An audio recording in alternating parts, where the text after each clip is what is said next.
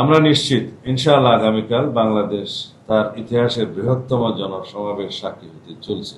তিনি বাংলাদেশ বিমানের এক নিয়মিত ফ্লাইটে লন্ডন থেকে বাংলাদেশ সময় মধ্যরাতে হিথ্রো বিমানবন্দর থেকে যাত্রা করে আগামীকাল সকালে সিলেটে যাত্রা বিরতির পর বেলা 11টা 50 ঢাকায় অবতরণ করবেন ইনশাআল্লাহ। বিমানবন্দরে তাকে অনাড়ম্বর অভ্যর্থনা জানাবেন বিএনপি স্থায়ী কমিটির সদস্যবৃন্দ। বিমানবন্দর থেকে তিনি চিকিৎসাধীন দেশনেত্রীর শয্যা পাশে অবস্থানের জন্য এবার কেয়ার হাসপাতালে যাবেন 36 জুলাই এক্সপ্রেস ওয়ে, যেটা 300 ফিট বললে সবাই চিনে। 300 ফিট সড়কে অ্যাক্সেস রোড হয়ে যাবেন। প্রতিমধ্যে তিনি অত্যন্ত সংক্ষিপ্ত অনুষ্ঠানে দেশবাসীর প্রতি ধন্যবাদ ও কৃতজ্ঞতা জ্ঞাপন করবেন এবং মহান আল্লাহর দরবারে শুকরিয়া আদায় করবেন।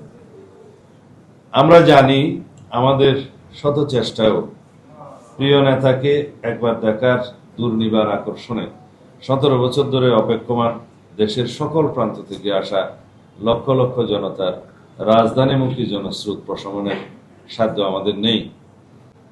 আমরা নিশ্চিত ইনশাআল্লাহ আগামীকাল বাংলাদেশ তার ইতিহাসের বৃহত্তম জনসমাবেশ সাক্ষী হতে চলছে।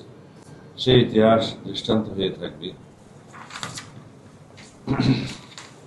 এই সুবিশাল আয়োজন নিশ্চিদ্র বা ত্রুটিহীন করা আমাদের এই ক্ষুদ্র কমিটি এমনকি বৃহৎ দলের পক্ষেও সম্ভব নয়।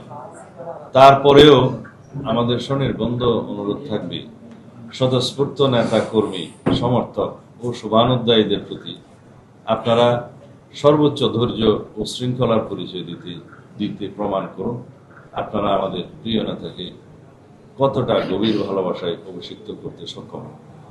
এই বিশাল আয়োজনে আমাদের মিডিয়া সতীর্থ হিসেবে আপনারা এই যাবৎ যে সহযোগিতা প্রমাণ রেখেছেন সেজন্য জানাই গভীর কৃতজ্ঞতা এবং আগামীতে সেটা অব্যাহত রাখার অনুরোধ জানাই। আমাদের শত চেষ্টা সত্ত্বেও এই আয়োজনে যতটুকু জনদুর্ভোগ হবে সেজন্য আমরা আন্তরিকভাবে জাতির কাছে সকলের কাছে আগাম দুঃখ প্রকাশ করছি ও ক্ষমা প্রার্থনা করছি। আমাদের স্বাধীনতা ও সার্বভৌমত্বের প্রতীক জনাব তারেক রহমান ও জিয়া পরিবারের এই স্বদেশ প্রত্যাবর্তন সকলের সহযোগিতায় এক অনন্য দৃষ্টান্ত হয়ে থাকবে এই শুভকামনা প্রত্যাশায়